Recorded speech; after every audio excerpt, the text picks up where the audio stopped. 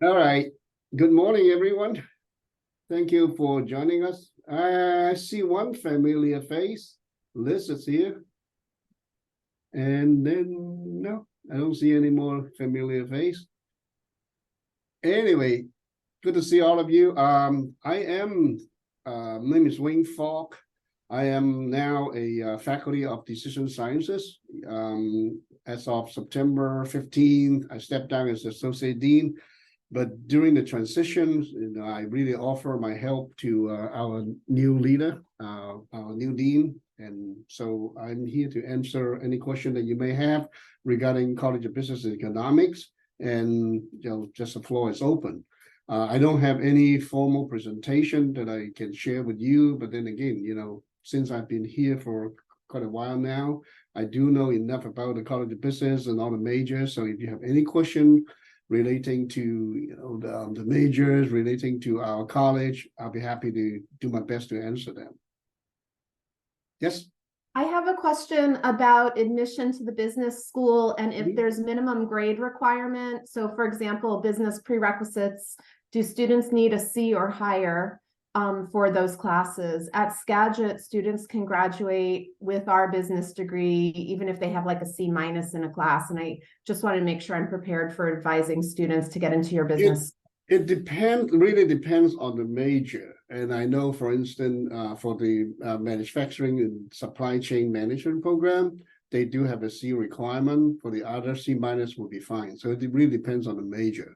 The best thing is for you to advise the student to simply directly contact us, and then we can definitely channel the student to the right person to talk to make sure that we are not giving them any. Unfortunately, we don't have a blanket policy on all majors. I wish we had, but then again, different majors, they want different kind of student, and therefore they put together different set of admission requirements, slightly different. So the best thing to do is, again, ask the student to contact us directly under the, let's say through www.edu.edu/CBE, and they can always contact us. And if they have any particular question, tell them to contact me as well. I'll be happy to direct them to the right channel. My email address is very simple. Just FOK is my last name. FOKW is my first name. FOKW@wwu.edu. So it's just FOKW. Simple. Any other question? Hi, Wing. We have a business DTA transfer option at BTC. And so would it be best for a student to meet simultaneously with someone at the College of Business, like an advisor, while they're also taking the courses at BTC? Absolutely. Absolutely. I think the earlier we can get to them, the better. What happened is, no offense, but sometimes, when it comes to directing students to the different majors, we may have a little bit more information given to the student. In my case, for instance, I can always use my own two daughters as example. They have different strengths, they have different weaknesses, and therefore it's better for us to really talk to the student directly. And even better yet, I can channel them to the department chairs or department managers. For each individual department, they may be interested. Sometimes, let's say in my case, again, using my own children as an example, my first child is very quantitative oriented, and my second child is very sociable and all those kind of things. So without talking to them, it's difficult for us to say, okay, you go to business school and then you major in X or major in Y. It's much better for us to really talk to them and say, okay, if you're very analytical and if you really know, if you really are interested in coding and all those kind of things, perhaps data analytics is a good major for you. And then if you're sociable, if you really want to work with people, then maybe HR, marketing are better for you. So those are advice that we can give them more appropriately if you channel them to us. So I would strongly recommend, again, as early as possible, because sometimes we don't have all the foundation classes offer enough for all students. So sometimes if we can channel them early, they may be able to get in touch with the department manager and then get into the right classes early. Thank you. Sure. For me, I always wanted to really get in touch with the student from day one. Also, again, because of all the reasons that I just explained, I believe the earlier you can channel them to us, the better we will be able to give them the advice. Sometimes the student may not know enough about business school, and they thought, well, I like business, and I want to major in business. But at the end of the day, we may channel them to other disciplines. What we want is the best for the student.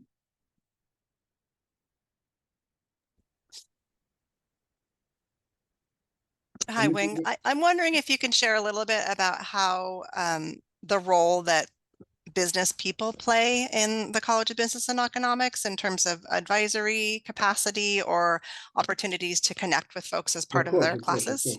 Thank you for that question. Oh, well, now we believe in giving them practical experience as early as possible. And therefore, we definitely will encourage them to take an internship. And for instance, the manufacturing and supply chain management program that I mentioned just now, we actually require students to have 2 internships before they graduate. So with that said, obviously, we don't have enough resources to really line them up, which one of them with internship opportunity. And therefore, we do have all the different disciplines. We have advisory board. And on a regular basis, we will invite the advisory board member to interact with the student. For instance, accounting. Take accounting as an example. Almost every quarter, the advisory board member will meet with the student, twice in a quarter. So that way, at least the student get to see some of the people in real action instead of just studying from the textbook. And of course, we also, depending on the major, so a lot of time we will establish this kind of networking opportunity for the students. We actually, again, using accounting as an example, we actually bring some of the students down to Seattle to meet with the alums, because we do have a large enough alum base in Seattle, and from time to time we'll bring the student down to Seattle to meet with the alum. We believe that practical experience is very important to business students. So that's one thing. The other thing that I want to mention to the group is, career readiness is one thing that is very important to our college. One of the strategic initiatives, one of the three strategic initiatives of the college is career and professional readiness. And we do have a director. We hired a director about a couple of years ago, and we started developing these kind of professional readiness program for the students. So let's say in the junior year, we want them to take a class we call it, I believe it's BA 310. And in that particular course, is a 1 credit hour course. We require the student to start developing the resume, start working on the networking skills and all those kind of things. And then at the tail end, in their senior year, we require a lot of discipline, require a student to take a BA 410. Again, it's career readiness. In that particular one, we actually, create mock interview for the students so that they learn, how to walk into a room, how to really work the interviewer and all those kind of things. So those are the things that we have in place to prepare the students. So hopefully, when they graduate from a College of Business and Economics, they can hit the ground and run instead of having the companies train them 3 months, 6 months in order to get them ready. That's one of the 3 strategic initiatives of our college. The other 2 are globalization and also diversity. We really want our students to understand there's a diverse world out there. They need to really know how to work with people from different backgrounds and all. And obviously, business has to be done very globally, and therefore we tend to create opportunity for them to do study abroad, and maybe we will bring in visiting scholar to interact with them, those kind of things. So those are the 3 main things that we really want to encourage students to really pursue. And at the same time, we are doing our best to really prepare them along those three lines. Any additional question that I can answer? I have one question. Please. My name is David Aguilar. I'm Western Washington University alumni. I graduated with my accounting degree from there. But my question to you is, as a transfer student, as a former transfer student, how soon prior to graduating from the community college, how many quarters should they, prior to transferring to Western, should they be contacting the advisor? So they know like what is required, what is needed, whether that is a correct program that they wish to pursue, unless they wish to pursue something else. Because sometimes in a community college, you don't quite know what quite fits your program or what you wish to pursue quite yet. You're just kind of like, okay, I'm getting an AAS DTA and I want to transfer to Western. How soon should the student be able to, should the student be contacting the advisor to figure out where they're going with their program? I would recommend as early as possible. Let's say after your first year with the community college, let's say if the student has already shown some interest in, let's say, applying for the College of Business and Economics from Western, I would recommend the student start contacting our pre-major advisor. Her name is Terry Hall. I can put her email address on the chat room so that your student can contact her. The earlier we can get to the student, again, the earlier we will be able to channel the student in the right direction. Don't wait till the student is getting ready to graduate, because what happened is, as I said, some of the business foundation courses, we may not have enough room for them to really go through all the courses in a timely fashion. So the early they got the advice from our pre-major advisor to know, okay, which one that they should take in the sequence, the better prepared they will be. I'm looking at the chat room. There's a question. Is there a separate application? Thank you for the answer. Oh, no, thank you. Oh, Terry Hall, yeah. Somebody already, Janine has already put Terry Hall's email on the chat room. I'm trying to look at the answer. I mean, the question, is there a separate application to apply to the BA in business, or just need to complete? No, you do need to apply for business, College of Business and Economics separately. So you do. If you go to our College of Business and Economics website, you will be able to see the process there. What will you say is that? The question is, what would you say sets WWU apart from other business and economic program in the state?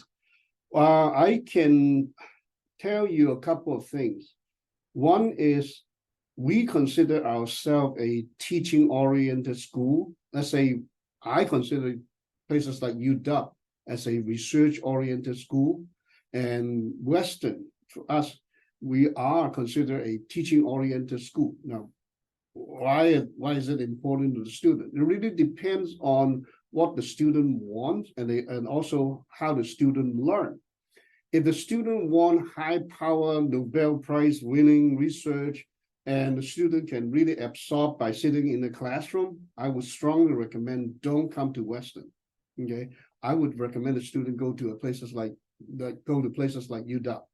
Because those schools, they emphasize on research, and therefore the faculty are hired to basically do high-level research, okay? Western, on the other hand, is more teaching-oriented school. That means we focus on research, but the emphasis is not on generating high-level research for our faculty. We pay very close attention to the classroom. All the faculty pride ourselves, as myself included, we pride ourselves as good teachers. So one thing is, the first thing is, well, of course, we pay a lot of attention to the classroom, and therefore you tend to learn more in the classroom than when you go to places like UW. The second thing is outside of the classroom, since we are teaching oriented, we tend to spend more time with the student outside of the classroom instead of just going into a lecture hall and then you just learn from the lecturer and then after that you go home and learn it on your own. We interact with the student more often than research-oriented school. And again, we pride ourselves as good teachers, number one. Number two, we tend to really, at least we tend to spend more time outside the classroom in our office with our students. So we always have an open door policy as faculty. You know, student can always come to see me after class. We always have office hours devoted to students. And also, we don't use teaching assistants. If you go to places like UW, which is research oriented, chances are you may be sitting in a big lecture hall and the teaching assistant may be the one that delivering the lecture. But for us, we always use full-time faculty, and sometimes we use what we call non-tenure track. But these are people with tremendous experience. You know, they work for corporate America, and then somehow now they are now interested in teaching, and therefore we bring them in. But those people, we can only use about 20% of all the people teaching in the classes. We can only use 20% of those what we call NTT people. The other 80%, they are all full-time tenure track faculty. So I would say those are the big differences between us and other schools. Of course, you go to places like let's say Central Washington, you may see similar thing, you know, teaching oriented school. For Western, at least, like I said, we emphasize on those three things as a college. Okay, we emphasize globalization, we emphasize on diversity, we emphasize on career readiness. I'm not sure, especially the last one, I'm not sure other schools, even they are teaching oriented. I don't know whether career readiness is going to be the emphasis of other schools as well. And there's another question there. Related student club. We do have, well, most disciplines like marketing, like accounting, like finance, we do have student clubs. We always have student clubs. If I can, I may be able to pull out let's say, a slide that show student clubs. Let's see. Okay, here we go.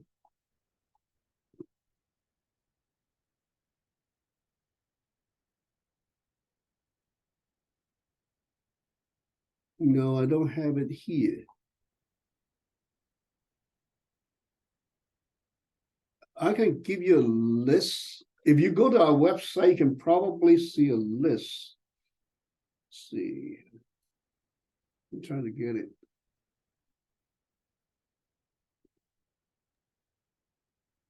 I think I may have found it, Wing. I can put the link in the chat.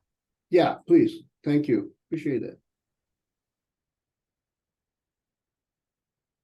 One thing I also want to emphasize is we actually have a student success center created about 3 years ago, and we have a coordinator hired simply to really manage that student success center. And I'm seeing a lot of students walk in and out that center, and they hang out there. They can get a lot of different resources in that center. To us, the main goal is I want my student to walk out of College of Business and Economics, feel comfortable entering the real world, and hopefully develop a very successful career. Let's see. Any other question? See, I'm reading the chat room while we're talking. I'm sorry. Okay. We've got that. Bacteria halls. Okay.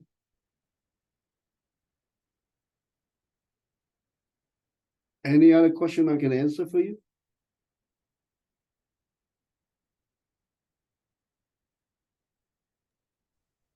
I have one. Mhm. The the associate in business is a fabulous route. It's probably the most successful MRP that our state has developed, but we do occasionally get contacted by students who want to transfer prior to earning a DTA for whatever reason.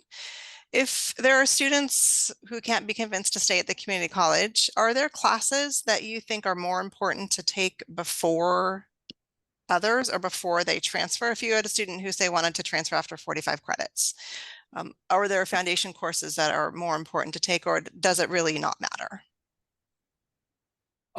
Most of the foundation courses cover different disciplines, and I don't think it mattered too much what they had taken while in community college or before coming. I don't think it really mattered. We don't have, unfortunately, we don't have a let's say an introduction to business kind of broad course for the student to take. So they can start taking, let's say, introduction to accounting or introduction to economic, those kind of things. Really doesn't hurt.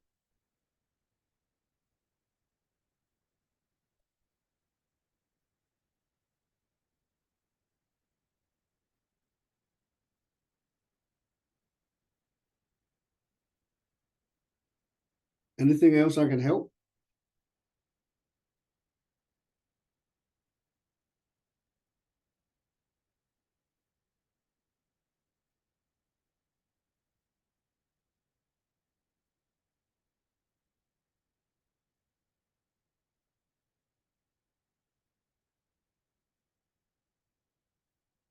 Somehow I can't hear you, Brian.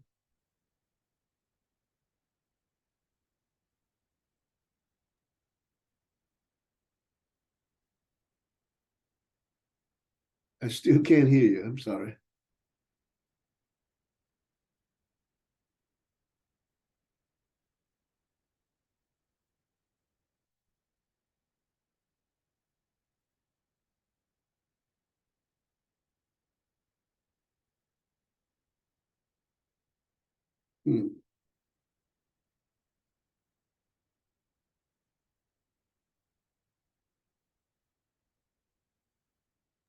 Maybe you could write your question in the chat. Yeah, please. I'm looking at the chat.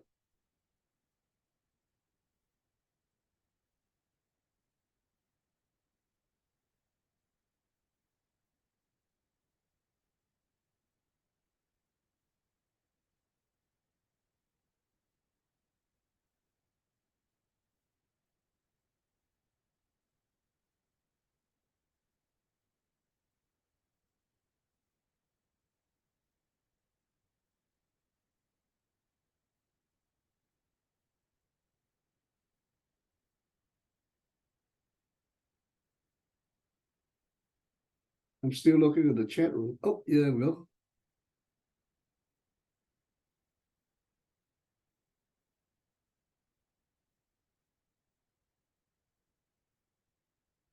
Okay. The question is, I want to help students fit the right fit for a degree program. Okay.